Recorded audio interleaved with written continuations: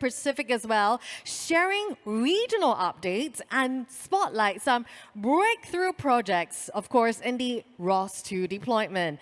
So this is co-organized by A-Star ARTC, brought to you by ROS-I Consortium Asia Pacific, supported by EDB, NRP, and SGI. I'm going to tell you that you're going to meet 3 different speakers. And of course, kicking off, before, of course, I tell you who, we are going to, of course, be very, very happy to bring on Ms. Maria Virgo, Senior Assistant Director, Tech Biz Development and Head, Technology, of course, Portfolio at A-Star ARTC. She will be joined very soon by Mr. Paul Evans, Executive Director from Southwest Research Institute, or SWRI. And of course, later, he, of course, will be joining on stage as well, Mr. Vishnu Prasad, Pratanda Banu, Research Associate from Fraunhofer IPA, to share more about what they're doing. Ladies and gentlemen, to kick off, she's been working very hard to, of course, bring you the best content today. Put your hands to welcome Miss Maria Virgo.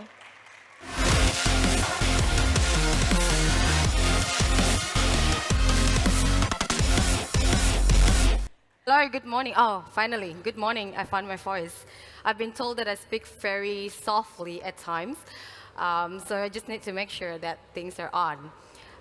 Again, good morning, and a very warm welcome to all of our friends here and all the foreign delegates or our local ecosystem. Thank you so much for being here. As I was really preparing for this morning, it really dawns me that today will not have happened without, like what Meng Fai said, the star must have been aligned for us to actually have every single one of us to be here collocating during this part of time of the year. For those that probably do not know, ROS Industrial Asia Pacific is specifically the youngest consortium among all the 3 global consortia. And I promise my colleagues from the European America community, I'll take just 15 minutes, right, to actually introduce about ourselves. But before I get into what we do, I realized something that this year actually also marks our 9th year in Asia Pacific. Asia Pacific chapter started in 2016, and number 9 is such a special one, It's the last single digit before we get into the next digit.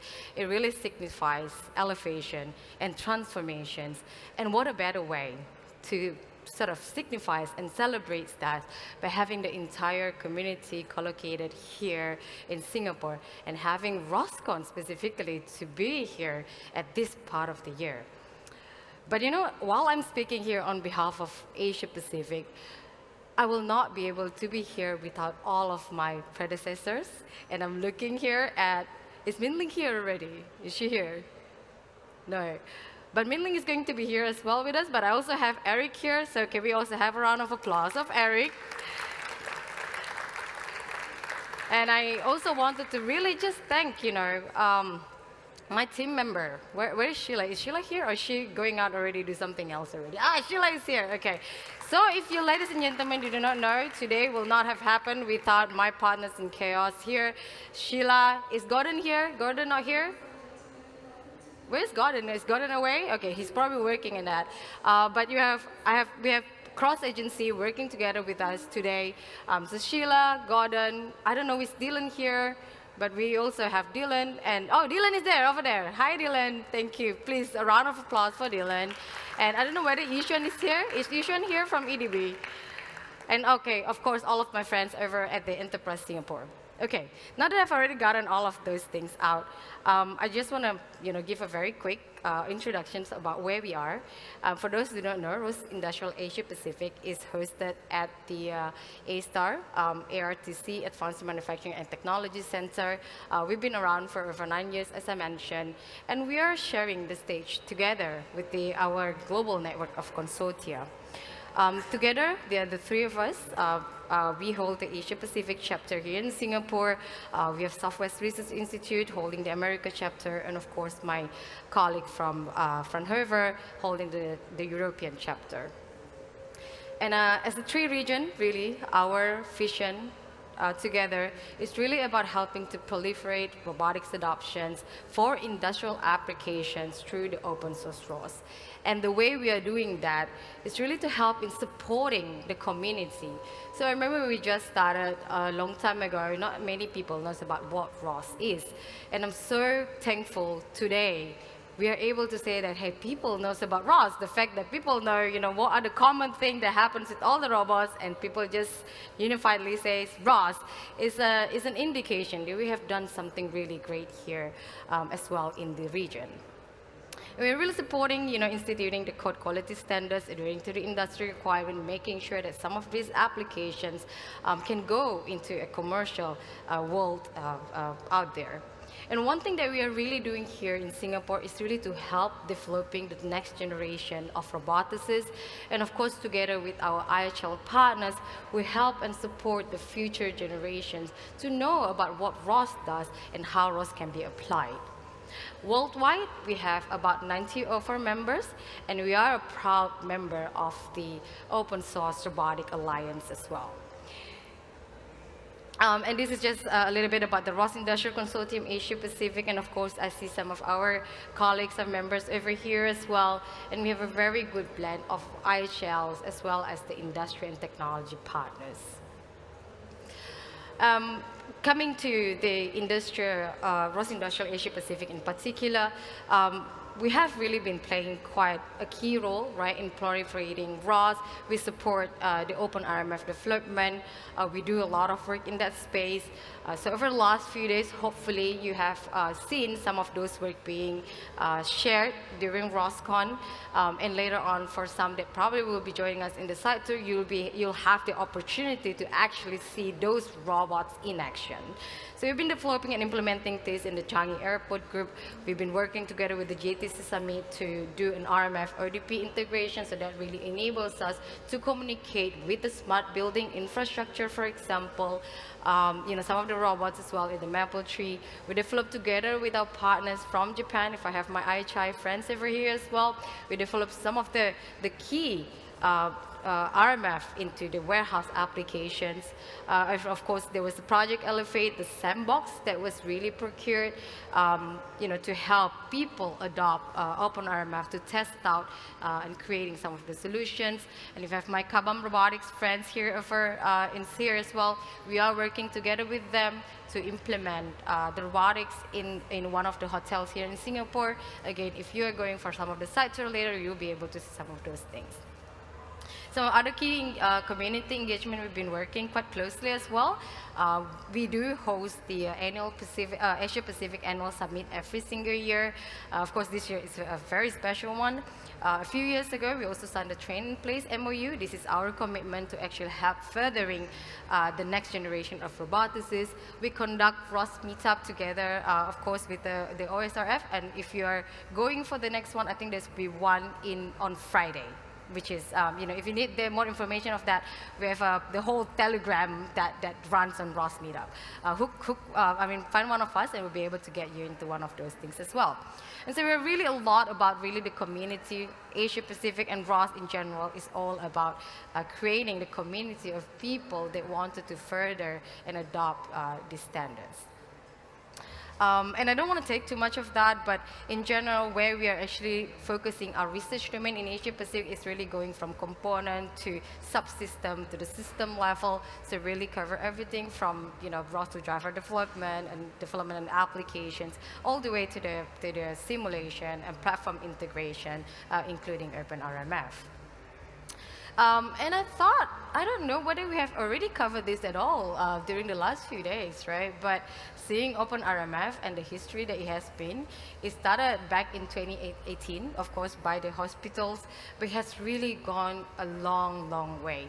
I know it has been spoken so many times over the last few days, but Singapore's RMF journey is one that I would say a very successful proof that community can really take a technology and innovation and translate that into things that is not just for one industry, but multiple industries, because a lot of people actually take that up, bring that into the different applications that they wanted. And so we're very thankful that today, not only the industry supports that, we also see government, the agencies picking it up, creating standards. I think the last few days you probably heard about the SC713 and a couple more standards actually coming out. And so we see that technology, not just about the maturity of it, but also the industry is picking it up, the users, policies are all ready to actually support that as a community as well. And so we're very thankful to really be here today, and it will not all happen without all the community support that we have here in Singapore and Asia Pacific. Without going too much into that, of course, some of these are some of the key initiatives that we are currently working on. The Train in Place program, we're expanding our Train in Place program. In fact, this year, we started our first pilot of putting ROS into the curriculum in schools, so in polytechnic, in university, and these are some of our collaborators here in Singapore. We start teaching that, so then we are able to pipeline some of these people into the industry once they actually graduated, right? We are also very excited that we are signing one of the MOU together with the SG Innovate to pipeline some of these things to the industry. So we have about 5 students right now that is already sort of assessed in ROS to actually go directly into the industry.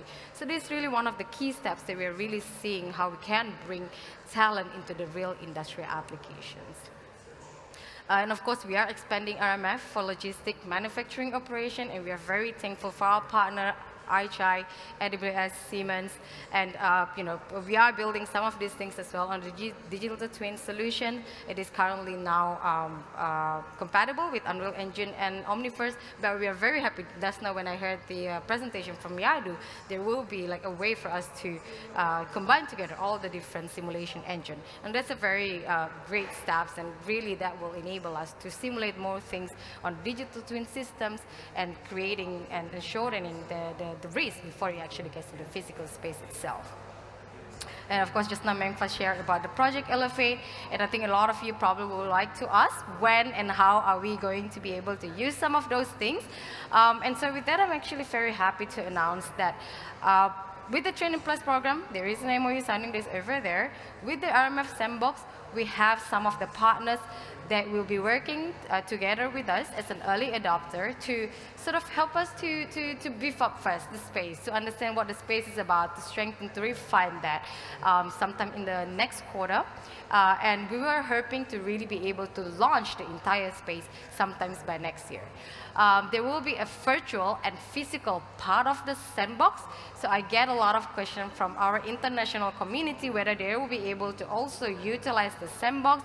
I'm happy to share that we will eventually have the virtual version of that can be transported, exported, and utilized by our international community before it gets here in, for other physical spaces as well.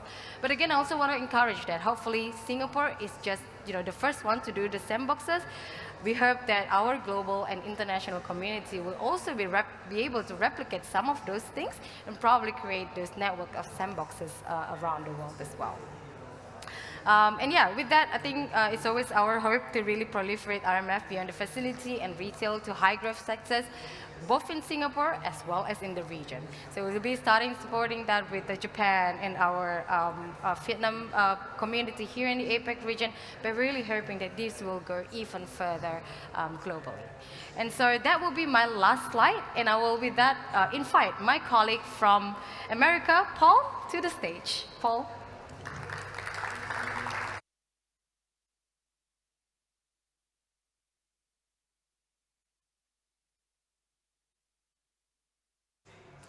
Testing. All right. Great. It's always great to be back in Singapore and see some of the amazing things that Maria and her team are working on. And I'm always impressed with the kind of the amount of robotics activities that's going on here. And so I'm going to switch gears, though, a little bit and talk to you a little bit about what's going on in the Americas side of the ROS Industrial Consortium.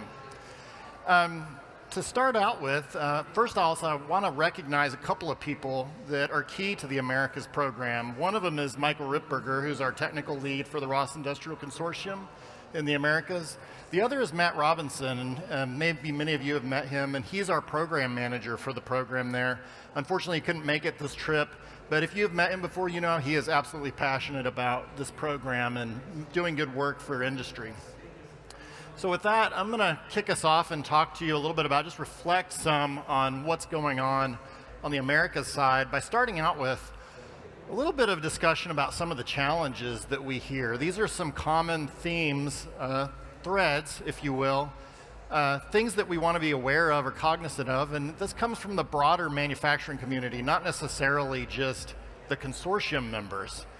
So a couple of things I want to highlight for you. One is there is still a concern, I guess you could say, or this sense that there's risk of implementing ROS and open source on the manufacturing floor. But we also have a lot of instances, examples of where that's worked. So I think we're overcoming that and we're whittling away with that, but that's one of our challenges that we're facing. Another challenge we face is also that manufacturers really want plug-and-play solutions. They want to be able to quickly connect up to any robot, any sensor, talk across any kind of communication bridge. That's not necessarily super easy to do right now, so we want to try to chip away at that as well. Some of the other challenges we have, ROS can be difficult, right? It's got a bit of a learning curve. It's a structured programming language approach to advanced robotics, and one of the things that's in the US at least is a challenge around most of our manufacturers are small and medium. Many of them don't have a software development team. It's manufacturing engineers. There's a challenge there in rolling out or deploying ROS capabilities with that kind of a situation where you don't have a big bench relative to software development skills. So we want to think about that as we try to work on solutions for industry. This also ties into the fact that we have a bit of a skills gap.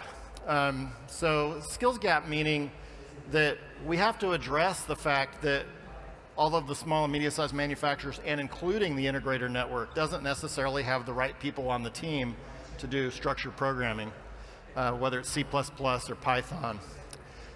We need to help those people obtain some of those skills. I guess the other thing that I think about that we hear are things like manufacturing processes need to be deterministic because you need to get the same part quality every time. But we also want to address high mix, low volume applications with ROS. We also need something that's safe. We also need something that has support. So we want to think about those things. So I'm just throwing out some challenges. And then I'm going to talk a little bit about how we also are addressing some of those challenges. All right, so there's solutions. One of the things that we think about is bridging the gap. And we've heard a lot of good comments from our ROS Industrial Americas community that says ROS Industrial is one of the key pieces that bridges the gap between advanced manufacturing, or advanced robotics and advanced manufacturing. So we're getting good feedback from our membership community that we are making a difference, and we're happy about that. The other thing too is we think about reusable components, whether it be things that we can take from existing repositories and modularize and use across the broader set of repositories that are related to ROS Industrial, or whether it's other things that we grab and get out of the broader community of ROS. We also think about application examples. One of the biggest ones that we're supporting and maintaining is something called Scan and Plan Workshop. And the Scan and Plan Workshop is a great example of something that we're packaging that's kind of grab and go for industry. They can test it out relative to surface processing for things like blending or painting or sanding. And so that's something that we're addressing that basically enables them to have something that they can, as we say, sometimes kick the tires on, test out, and see how it might work for their particular application. One of the other things that we're passionate about in the Americas and actually across all of the ROS Industrial Consortium is the interoperability. And you've heard that mentioned a number of times. Our goal is to be able to enable ROS Industrial to work across any industrial robot, but also be able to leverage any sensor, any communication protocol. So interoperability is important to us, and we work diligently to try to make sure that that happens, and including with some of our partners and members who are helpful with that as well. The last thing that I want to talk about as a solution is that ROS Industrial is also a fast path to innovation. So we can quickly pull together a prototype of an advanced manufacturing capability with ROS tools that you can't do just with stock hardware that you might buy off the shelf. And we also hear that with our ROS Industrial members, that this is an enabling capability for them that they're happy to have as part of the ROS Industrial program. So thinking a little bit about a deeper dive, one of the things that I want to talk about is our membership meeting we had in May. So May we met on the tail end of Automate, and every time we have our ROS Industrial program, we spend some time with our membership looking at what kinds of things we can do better within the next, say, 2 to 3 years. What is our priority? And so I'm going to talk a little bit about some of that relative to the ROS Industrial Americas side. One of them is modular components. So we're focused on modularity in everything that we do. We also are working on better documentation. I know that might sound kind of dull, but it is literally something that we can do to make a difference right away. And so we've been whittling away at that on some of our key repositories. We'll touch on those some in the technical area of what I'm going to talk about. The other thing, too, that we have as a benefit is the power of ROS. And I'll explain what I mean by that. So our member community is happy that we have the power of ROS, meaning that we have the Open Source Robotics Foundation and the Alliance supporting and maintaining the ROS core. We don't have to worry about that. We focus on the industrial applications, capabilities, and tools, and we can depend on the fact that other people are caring and tending for the ROS core that we leverage. So that's also something that we got as feedback at our member meeting. The other thing, too, that we hear is that our members would like more capabilities around more of our tools working with Python.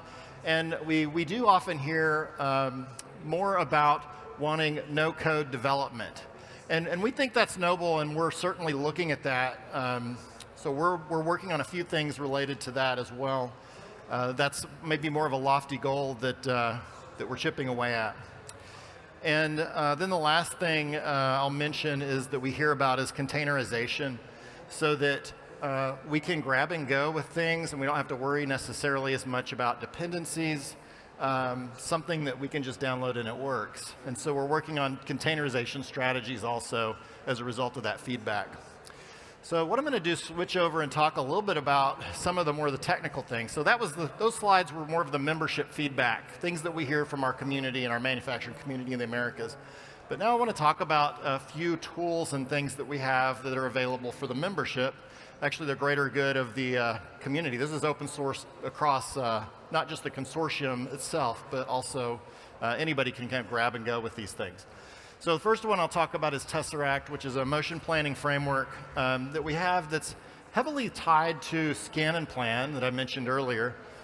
And I want to mention a couple of things. One is that we're working on a release of a version 1.0 for Tesseract. And the reason for that is we want to release something that's not continually in development.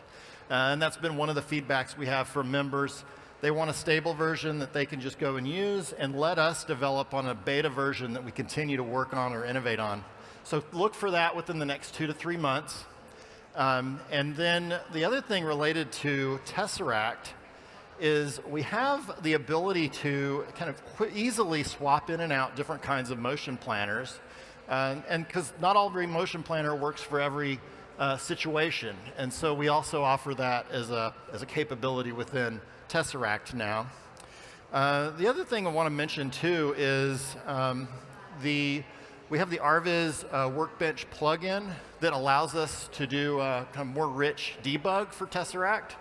So if you have opportunity to use Tesseract, also use that debug tool, and that'll help you figure out where some of your problems are quicker, faster, easier. So we're happy to roll that out as well. Also want to mention on the right-hand side, we have our toolpath planner called Nether. There's been a lot of improvements to that over the last year. And one of the things that we want to mention related to that is better documentation, a landing page for this that explains what it is, how it works. And also, we have more process-specific plugins for this, if you will. You can customize this because not every path file that you're going to automatically generate with a toolpath planner is going to, you're going to want to treat it the same depending on what process you're using. You might want to actually treat the end and the beginning differently for paint than you would for sand, for example. So we have the ability to add process-specific components to the toolpath planning. The other thing I want to mention too is we've enjoyed, as part of one of our focused technical projects in the consortium, some collaboration with Ohio State University and Iowa State University. They're helping us with some of the development around Nether, testing, and different algorithms that we're able to use that help improve it and advance it. So we're excited about that partnership or that collaboration. I'm going to touch on a couple other things. One is Scan and Plan. I've mentioned that a couple of times, but what Scan and Plan is it enables kind of high mix, low volume applications for industrial surface processing. This is packaged in a workshop, and there's a nice video and tutorial and information about how to use this.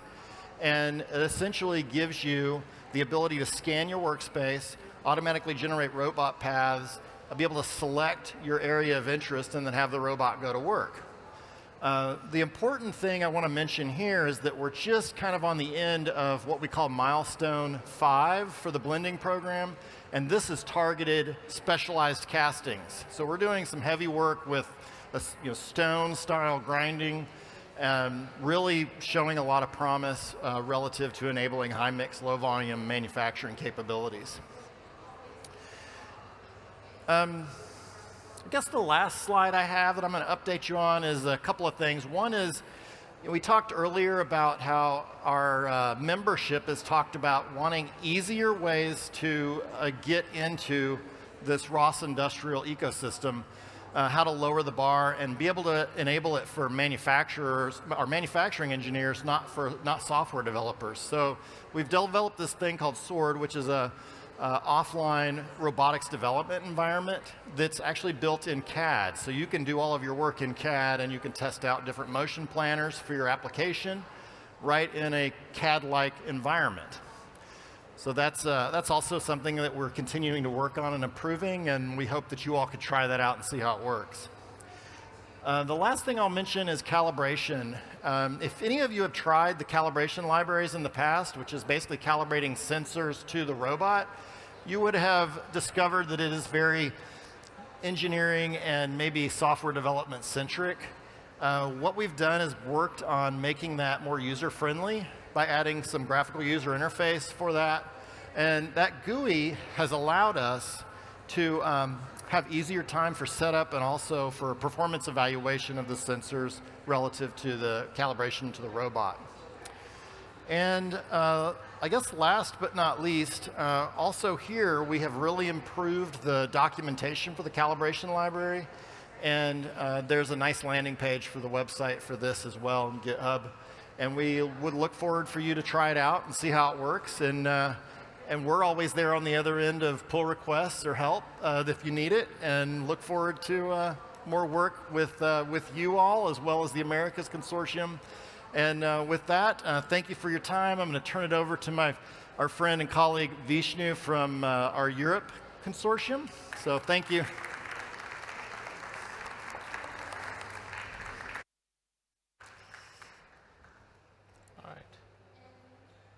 All right. Thank you, Paul. Thank you, Maria, for a nice introduction. My name is Vishnu Prasad Prachandabhanu, and you can call me Vishnu for short. I'm a ROS Industrial Program Manager for European Division. As Maria mentioned before, now ROS Industrial European division is handled by Fraunhofer IPA, so one of the leading research institute in Germany. So we are based in Stuttgart. We have two different locations. One is nearby, we recently opened, which is Heilbronn.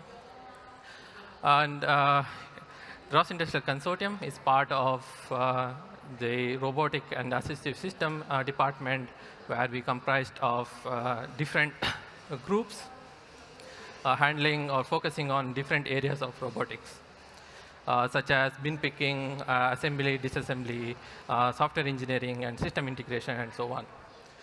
Some of the focus that we are doing at European is on working on towards next generation control system. In the classical programming, which is in the production line or manufacturing industries, the PLC has been heavily used. However, the programming is really difficult. Nowadays, very less PLC programmer. Everybody wants to use ROS or C++ or latest available programming languages.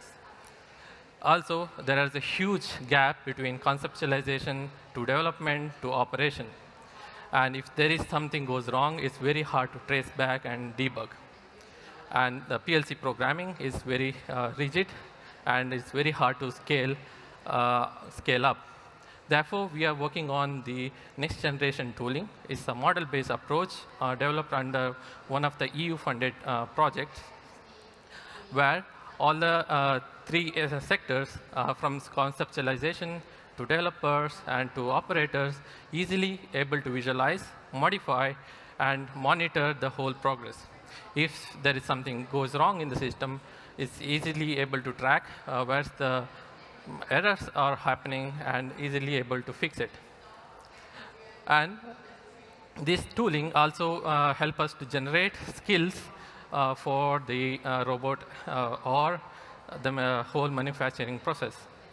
For example, in a conveyor belt system, to have a motion of certain actuator to perform some assembly process or something similar to that.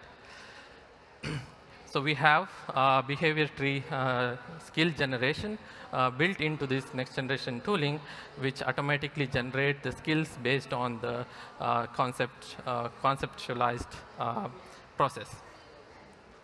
We are also working on the hardware interoperability to connect with the classical PLC programming with certain ROS2 bridges, which can communicate and easily deploy our skills into the whole manufacturing industry, and which can be easily scalable to the higher end.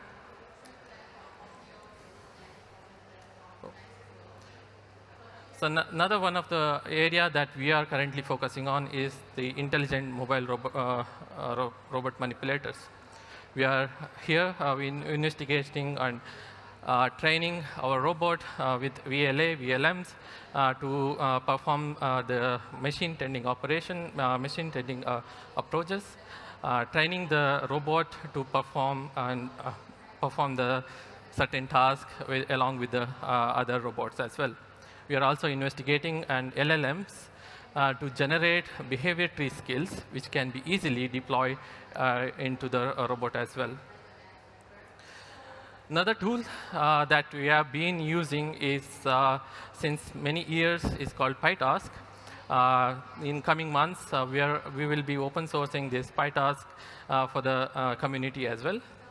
If you are interested in, you can use the link to register for a beta user. We have many application which we are built around this software tool. One of the application that we have built is the car battery disposal, where we have used the big robot which can choose its own tool to perform the tasks such as unscrewing, clipping, removing the batteries, and so many different tasks that comes in together to disassemble and dispose the car battery. It's a really dangerous, very necessary process that we need.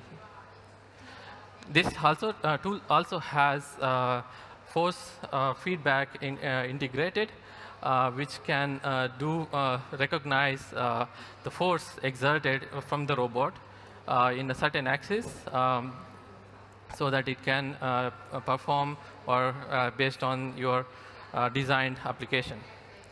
It also has XML-based application generation for the user to easily generate or structure your application as well, and also supports with the language servers that help the users or developers to give a suggestion to which what you can use if you're stuck on certain areas, and help make prototyping faster or application faster. So during this, we also have like open source, one of the complementary tool generated along with the PyTask is RQT frame editor. If you have worked already with ROS 2 on developing a robotic application, you have to create frames where the robot has to go and how it has to go. And in order to do that, we have an interactive GUI tool where you can easily create frames, and you can also load in the mesh files and easily interact with the GUI to generate the frames that can be used for your robotic application. Yes, we have been maintaining a ROS 2 CAN OpenStack, which is built on Lely core. So this CAN OpenStack has CIA 301 interface built in, which can easily communicate with CAN Open devices. And we also built in CIA 402 state machine for controlling the CAN Open motors. And we also integrated with the ROS 2 control to easier to integrate with any robots. These are all some of the projects that we have been working on in European region. And in ROS-I consortium, we primarily focus on 3 different regions. One is the training and workshop. We have hosting many ROS training during many years to try to train the new ROS users, and also custom workshop for specific usage of ROS as well. We have been in contact with many European institutes to try to commonalize or standardize some of the training materials across European as well. Another area that we are also focusing on technical side, as Paul mentioned in one of his slides of the challenges in ROS-I, is to what we are trying to push ROS in industries. In order to achieve that, we need a good or stable operation and robust, and it has to be running in a longer duration as well. So that's why we are trying to support our community, how to best formulate the robotic application and the best use of ROS, and have a good support over many years. We also try to put together some documentation where the new user come and start with some of the best practices in one common place. In the event and activity side, we host many ROS meetups around Stuttgart region to try to bring experts, students, and to come together to an event and share their experience and latest work they are doing. And we also host our flagship conference every year. This year will be our 13th edition of ROS Industrial Conference, which will be co-locating with ROSCON France and ROSCON Germany, and regional ROSCON, which will be on 17 to 18 November. If you are in the region, please come and join us and support us. With that, this is the end of my presentation. I would like to thank all of our ROSI members for continued support. And I would like to hand over to Maria. Yeah. Yeah. Yeah. So thank you, Paul and Fisher, for all that. And I just want to tie all of those things together. That together, as the regional and global consortia, we really want to share to everybody that really looking ahead, our job is really to help fostering these global collaborations. One of the exciting things that we really want to go and do together is really to have a global focused technical project. So traditionally, we will always be doing this by the region, but allowing us to open this up globally, allowing us to be able to have a global pool of funding, allowing bigger projects to really be explored. We're also exploring talent exchange, and that really talks about how we can enable cross-border talent exchange for technology transfer and supporting the global interest. So if there's anything, for example, people from the other region who would like to tap on Asia Pacific or European or America type of capabilities, we will be able to do so as well. And we're really hoping that we can look forward to more global R&D collaborations. So if there's anything that we spoke about earlier and if interest with anybody here in the regions, we will be able to support that as well as a global community. And with that, I really just want to thank all of our ROS Industrial Consortium members, all 90 of us, to really be together with us. And without you, we will not be here.